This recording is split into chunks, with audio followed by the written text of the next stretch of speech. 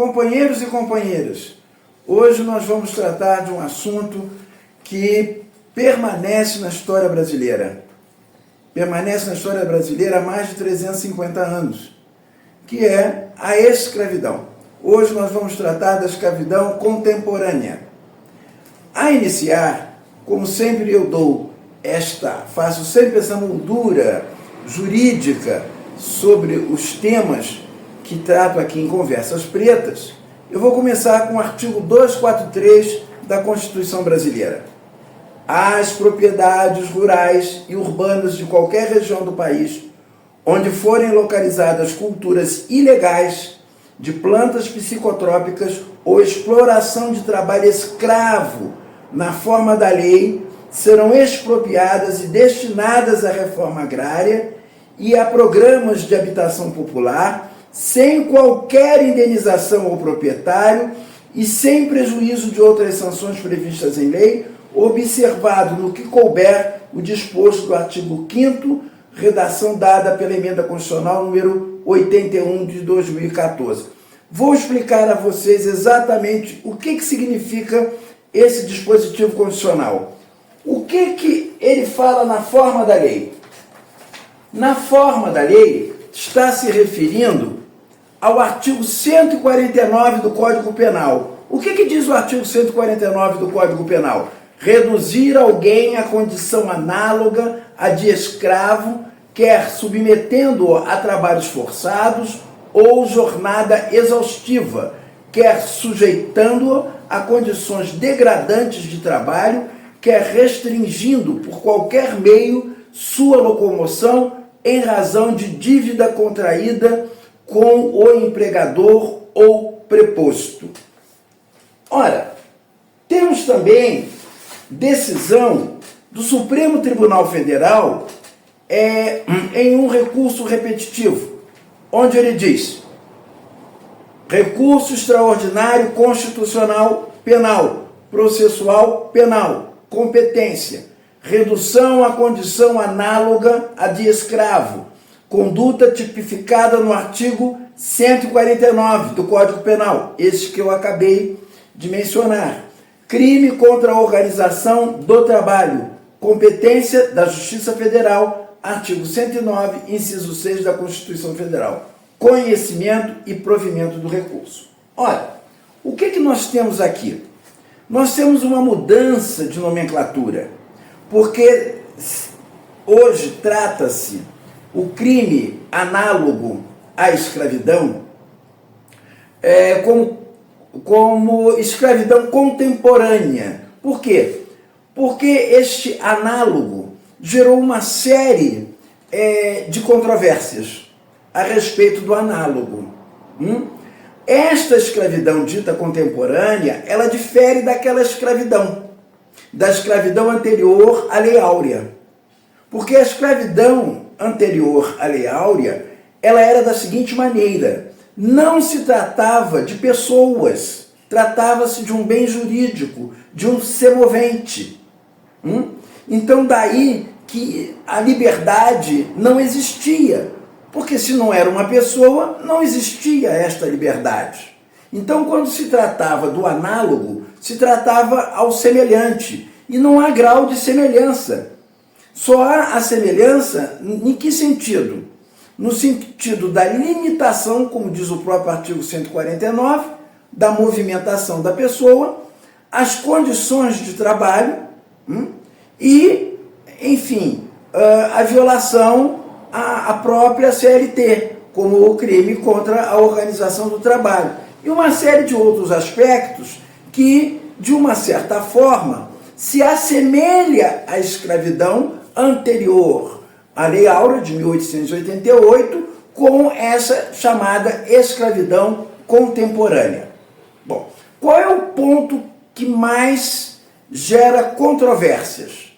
A meu juízo, não gera controvérsia alguma, mas para setores da extrema-direita, ela gera controvérsia. Qual é o ponto fundamental? O ponto fundamental é o seguinte: é a expropriação. A Constituição fala que terras destinadas à plantação de psicotrópicos ou de trabalho escravo elas serão expropriadas. Qual é a diferença de expropriado para desapropriação? A expropriação, ela não gera nenhum tipo de indenização. A terra é expropriada para destinação na forma da Constituição e da lei que regulamenta esse dispositivo constitucional. A desapropriação, não. A desapropriação, ela gera uma indenização. Ora, o presidente anterior, né, Bolsonaro, ele em uma live no próprio Palácio do Planalto, junto com a ministra dos Direitos Humanos, colocou a coisa da seguinte maneira: se colocou radicalmente contra a expropriação. Por quê? Qual é o argumento da extrema-direita em relação a isto? É que a propriedade, isso está disponível. É só entrar no YouTube que vocês vão ver essa fala dele. A propriedade trata-se, segundo ele, de um bem inquestionável. Jamais um crime pode gerar a expropriação daquele bem que foi destinado à escravidão. De maneira alguma. Por quê? Porque ele deixa claramente, e ele e a ministra deixam claramente, que a propriedade privada, ela é algo intocável, é sagrado. Mais sagrado, agora a nossa interpretação, em face dessa colocação, de que a propriedade é mais importante do que a dignidade da pessoa humana. Veja como uma ministra de Direitos Humanos coloca a propriedade acima do valor da dignidade da pessoa humana, que é o valor absoluto da Constituição. A Constituição brasileira, ela tem uma coluna vertebral que é a dignidade da pessoa humana. Quando se coloca a propriedade como um valor acima da dignidade humana, o que está se fazendo? Está se estimulando, está se fazendo uma espécie de apologia do crime da escravidão, né? Basta assistir para ver a sustentação absolutamente violadora de qualquer princípio de direitos humanos, de qualquer norma de direito internacional. A Convenção número 105, associada com a Convenção número 95 da Organização Internacional do Trabalho, ela fala claramente a respeito do quê? Da existência de trabalhos forçados, a proibição de trabalhos forçados. Vamos lá.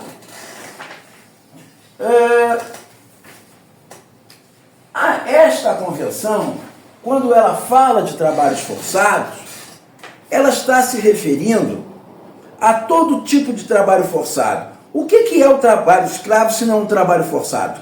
Certo? Então, a Convenção da OIT preferiu não colocar trabalho escravo e tratar de trabalho forçado, porque desta forma abrange todo tipo de forma de exploração abusiva do trabalho humano. Bom, agora eu vou colocar para vocês uma questão extremamente delicada, né? O próprio Bureau das Nações Unidas, ele traz uma série de informações importantíssimas em relação ao trabalho escravo. Qual o motivo de ainda existir o trabalho escravo? A gente sabe que trabalho, remuneração de trabalho, respeito aos direitos trabalhistas, seja em qualquer lugar do mundo, ele faz parte dessa relação capital-trabalho. É lógico que ao longo da história do direito do trabalho, sempre se viu que o mundo empresarial, seja ele rural, seja ele urbano, sempre digladiou contra as lutas da classe trabalhadora. Por quê? Por uma questão de aumento significativo da sua margem de lucro. Como você aumenta o lucro? A melhor maneira de você aumentar o lucro violando os direitos do trabalhador, ou seja, a sua remuneração, não só a remuneração, mas o seu descanso e dentre tantas outras. Não foi à toa que houve essa reforma trabalhista no governo Temer, em que precarizou os direitos do trabalhador, né? Sob o argumento de que a CLT, com todos aqueles direitos, ele penalizava o empreendedor e, subtraindo direitos, aumentava a possibilidade e a expectativa de aumento de empregabilidade. Ou seja, foi algo absolutamente, vamos dizer assim, de grande insucesso, porque é lógico que a redução, né, dos direitos trabalhistas, isso não implica em aumento de ocupação de vagas de emprego. Agora vejam, segundo a Organização Internacional do Trabalho, segundo as Nações Unidas, vejam os números escandalosos do lucro do trabalho escravo. Vamos lá. Na economia privada, o escravo gera por ano, para calcular o equivalente em reais, de 150 bilhões, com a cotação do dólar do dia de ontem, em valor de 5,12 por dólar. Vamos lá. Multiplicar o valor em dólares pela cotação, 150 bilhões anuais, né? Vai gerar em reais 768 bilhões. Portanto, 768 bilhões é o equivalente a 150 bilhões com a cotação informada. Quanto as vítimas deixam de receber por ano? Para converter 21 bilhões, que é a perda, né, em reais, com a cotação de 5,12 por dólar, multiplicaremos 21 bilhões de dólares a esta cotação, daria 107 bilhões,52. Portanto, 107 bilhões,52 é o equivalente a 21 bilhões com a cotação informada. Esses são os números das Nações Unidas. Ora, aí está tudo explicado o porquê não combater o trabalho escravo. Este trabalho escravo, ele não está somente nas zonas rurais. É lógico que está na agricultura do café, da cana, do cacau, enfim, todas essas atividades, né, agroindustriais, que são desde lá do passado, que colocam as pessoas no trabalho escravo do campo, mas hoje existe o quê? A escravidão contemporânea, ou seja, que está no campo têxtil e está no campo das confecções. É isso que se vê nas grandes capitais, principalmente em São Paulo, com aquele trabalho escravo principalmente daqueles imigrantes que, em certa medida, alguns estão até em situação ilegal, mas é em razão disso que existe este tipo de trabalho escravo. Então o trabalho escravo se estende hoje não só na área rural, mas também se estende na área urbana. Quem é mais escravizado? O homem e a mulher? Evidentemente, os homens são os mais escravizados, sobretudo o homem negro e o homem nordestino, porque essas terceirizações feitas por esta atividade, não estou dizendo que todo o agronegócio é criminoso, de maneira alguma, mas eu estou dizendo que a atividade econômica agropecuária, em muitas delas existe a prática do trabalho escravo. E muitas até são empresas famosas, conhecidas, está aí, público e notório, aparecendo uma série de momentos em que a própria Polícia Federal, em colaboração e junto com o Ministério Público do Trabalho, etc., chegam para poder romper, para poder estourar esses cativeiros, né? E trazer essas pessoas que vivem nessas condições, né, para a sua terra, recebendo o fruto do seu trabalho, né, que foi sonegado, os direitos trabalhistas e uma série de coisas, e as condições precaríssimas em que essas pessoas convivem em verdadeiras senzalas contemporâneas, sem condições de higiene, sem banheiros, tendo dívidas enormes com o pagamento daqueles armazenzinhos que os fazendeiros fazem, que o sujeito é obrigado a colocar a compra da sua comida naqueles livrinhos, e quando chega no momento do pagamento, o sujeito não tem nada a receber, de tanto que foi descontado do seu ganho aquele valor da alimentação, que via de regra coloca em valores bastante elevados, de modo que a pessoa fique completamente com o seu ganho, enfim, ao final quase sem nada a receber, ou muitíssimo pouco a receber. E é por essa razão que a extrema-direita, ela, no governo passado, ela desmontou literalmente a atuação da fiscalização do Ministério Público do Trabalho. Desmontou o Ministério do Trabalho. Ou seja, estimulou com isto, com a falta da fiscalização, deixou extremamente à vontade aqueles que exploram o trabalho escravo. Existem empresas que terceirizam para outras empresas. De que forma?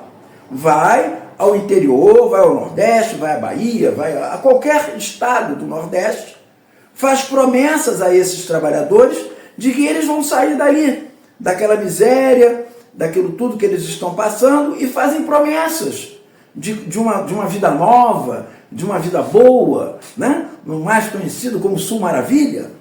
E chegando lá, não é absolutamente nada disso. Por quê? Porque eles ficam aprisionados. Eles sequer têm condições de voltar para a sua terra, porque não está satisfeito com aquela condição, porque ele só permite que saiam se pagar a dívida. Qual é a dívida? A dívida do transporte que os trouxe até aquela propriedade, e a dívida, enfim, para devolvê-los à sua cidade natal, à sua terra de origem. Então essa é a calamidade que está acontecendo. Existem milhões e milhões ainda de trabalhadores em situação de trabalho escravo contemporâneo. Vou dizer a vocês que não é pouco, e não é nada pouco, o trabalho acadêmico que existe a esse respeito. Existem teses de doutorado, dissertações de mestrado, enfim, existem trabalhos também de juízes do trabalho preocupados, envolvidos com isto, de um perfil mais progressista, que, enfim, faz do direito do trabalho um direito do trabalhador, e, enfim, nós temos aí uma farta e um fartíssimo trabalho em torno disto. É evidente que nós estamos num momento de restabelecer, de reestruturar, não só essa questão dessa criminalização que está tipificada no Código Penal. A expropriação está clara no artigo da Constituição. Precisa de alguma regulamentação? Precisa. Mas a regulamentação não é no sentido da expropriação.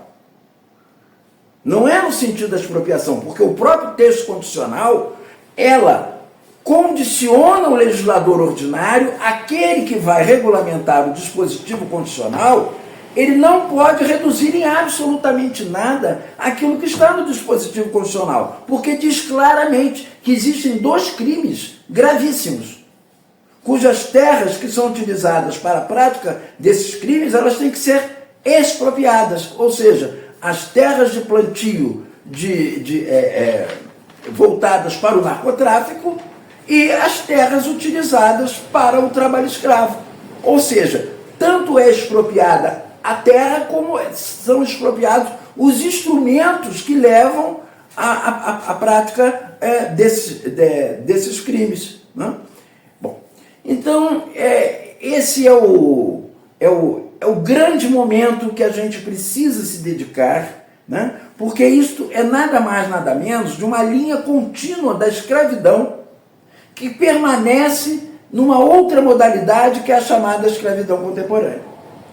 Para encerrar, eu não poderia deixar de chamar a atenção para algo que se relaciona umbilicalmente com todo esse assunto que está sendo tratado hoje, que é a questão, né, do mestre Sala dos Mais, do João Cândido. João Cândido foi um negro, né, que se rebelou e comandou, né, um enfrentamento com a Marinha, porque existia, naquela época, né, a chamada chibata. Os marinheiros, ao praticar indisciplina ou acusados de terem praticado algum tipo de indisciplina, eles iam para a chibata. Era como se fosse um retorno ao tronco. E ele fez um enfrentamento militar, né? E conseguiu, com isso, o seu grande intento, que era o quê? Acabar com essa prática, né, da chibata. Quem eram essas pessoas? Quem foi João Cândido? Um homem negro. Quem eram as pessoas vítimas da chibata? Homens negros, marinheiros negros. Né? Então, hoje existe um projeto de lei para fazer o quê? Para ingressar no livro de aço de heróis e heroínas, né, que figuram no Panteão Tancredo Neves, de todos aqueles personagens importantíssimos, figuras heróicas na história brasileira, assim como Zumbi dos Palmares, assim como o Abdias do Nascimento, enfim, entre vários, né? Independentemente de raça, mas aquelas pessoas que foram importantes na história brasileira. E João Cândido foi uma figura importante na história brasileira. Agora, ainda existem, como a gente está vendo nos noticiários, né? Ainda existem resistências a esse respeito, a reconhecer a importância, né, do João Cândido. Reconhecer a importância do João Cândido é nada mais, nada menos do que reconhecer que houve uma prática bárbara, né, e que ficou marcada na história da Marinha Brasileira, e que a própria Marinha Brasileira, em respeito à própria força, deveria de reconhecer este passado, que não nada dignifica, porque ao reconhecer isto, né, ela acaba tendo uma admiração, um reconhecimento da população brasileira, né, sobre esse papel importantíssimo do João Cândido, porque ele acabou fazendo realmente, dentro das Forças Armadas, pondo um ponto final àquilo que era do passado, aquilo que era da época da escravidão. Como uma instituição militar pode usar das mesmas práticas que eram utilizadas na escravidão, uma vez que a escravidão foi abolida. Não é que os marinheiros eram escravos, mas, a bem da verdade, eles eram tratados, né, neste tipo de punição, tal qual o escravo que se rebelava. Ele ia para o Pelourinho, e lá ele ia para onde? Ele ia para a chibata. Então isso é importantíssimo. Isso é importantíssimo para que o povo brasileiro ele tenha cada vez mais respeito e admiração pelas Forças Armadas na medida em que ela reconhece os seus erros do passado. Então isso é importantíssimo. Então, é claro que, por mais que haja resistências, esse projeto de lei está em andamento, não há como interferir, né, no processo legislativo de modo a fazer lobby para impedir que João Cândido pertença a esse livro de aço dos heróis e heroínas brasileiros. É importantíssimo. E mais, João Bosco fez a música O Mestre Sala dos Mares, ainda estava em curso do regime militar. Ela foi muito censurada, né? Mas é um hino popular ao João Cândido, merecedor de todos nós brasileiros, de toda a admiração. toda admiração quanto qualquer outro herói negro que lutou contra a opressão e se colocou numa posição de resistência. Então, meus amigos, eu vou dar continuidade a este tema escravidão no nosso próximo encontro, que vai trabalhar com a questão do emprego doméstico. Esse vai ser muito importante. E num terceiro momento, sobre a questão da uberização da economia e os seus reflexos em várias áreas da atividade econômica e principalmente dos trabalhadores e esses que trabalham em aplicativos. Muito obrigado.